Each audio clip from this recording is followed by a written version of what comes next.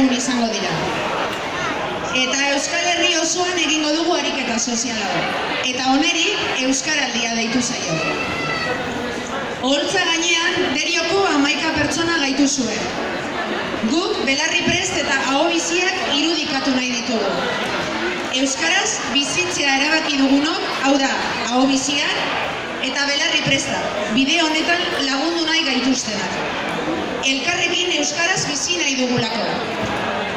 Ariketa sozial honen atzean sustatzaile asko daude. Baina Euskaraldiaz gehiago jakin nahi baldin baduzue eta badakigu gehiago jakin nahi duzuela, gonbidapena luzatu nahi dizuegu.